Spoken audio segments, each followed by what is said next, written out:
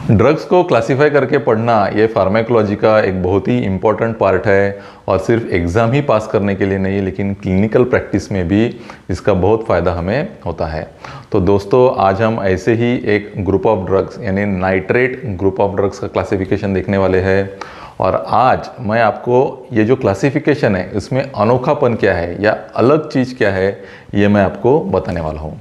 तो दोस्तों, ये वीडियो आप आखिर तक ज़रूर देखिए ताकि इसमें का जो अनोखापन है वो आपको अच्छे से समझ में आ जाएगा। नमस्ते दोस्तों, फंडा मेडिकल में आपका स्वागत है। मैं हूँ डॉक्टर सौरभ और चलिए आज का वीडियो हम शुरू करते हैं। तो दोस्तों, ये जो नाइट्रेट ग्रुप ऑफ ड्रग्स है उनका इस प्रकार से दो भागों में क्लासिफिकेशन होता है। पहला जो है वो है फॉर टर्मिनेशन ऑफ अटैक और दूसरा है फॉर क्रोनिक प्रोफिलैक्सिस। तो टर्मिनेशन ऑफ अटैक इसमें दो ड्रग्स आते हैं, नाइट्रोग्लिसरीन, आइसोसोर्बाइड डाइनाइट्रेट। और फॉर क्रोनिक प्रोफिलैक्सिस में 5 ड्रग आते हैं, nitroglycerin, isosorbide dinitrate, isosorbide mononitrate, erythrityl tetranitrate, pentaerythritol tetranitrate. तो क्या आपने अभी इसमें कोई अनोखापन नोटिस किया? जब भी कोई भी हम ड्रग्स का क्लासिफिकेशन करते हैं तो अलग अलग कॉलम्स में वो ड्रग्स को हम डिवाइड करते हैं और जनरली एक कॉलम में जो ड्रग्स आते हैं और दूसरे कॉलम में जो ड्रग्स आते हैं वो अलग अलग रहते हैं।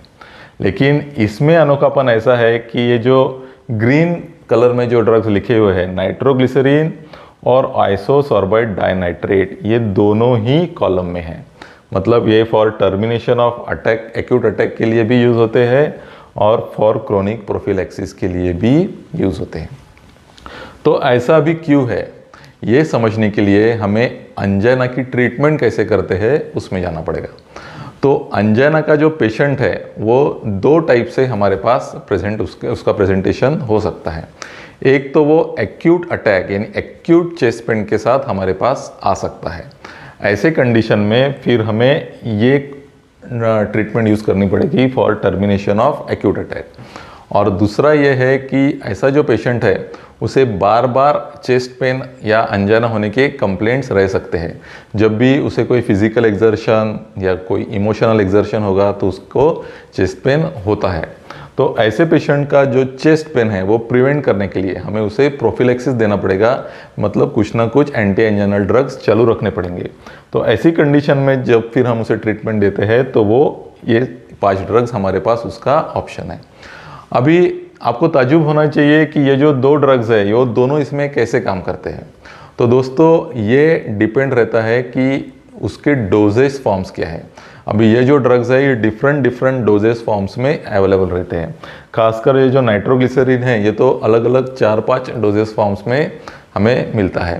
तो अलग अलग डोजेस फॉर्म्स को हम अलग अलग ट्रीटमेंट के लिए यूज़ कर सकते हैं। फॉर एग्जांपल आइसोसोर्बाइड डाइनाइट्रेट, ये हमें सबलिंगुअल टैबलेट भी मिलती है और ओरल टैबलेट भी मिलती है। सबलिंगुअल यानी हमको जीभ के नीचे ये टैबलेट रखनी है। तो ये जो सबलिंगुअल वाली जो टैबलेट है फिर हम उसको यूज़ करते हैं for termination of acute attack, और जो ओरल जो टैबलेट है वो हम यूज़ कर सकते हैं फॉर क्रोनिक प्रोफिलैक्सिस। ऐसे ही नाइट्रोग्लिसरीन के भी बहुत सारे डोजेस फॉर्म्स अवेलेबल हैं। तो दोस्तों, मुझे आशा है कि ये जो क्लासिफिकेशन ऑफ ड्रग्स है नाइट्रेट्स का, उसमें का जो अनोखापन है वो आपको समझ में आ गया होगा।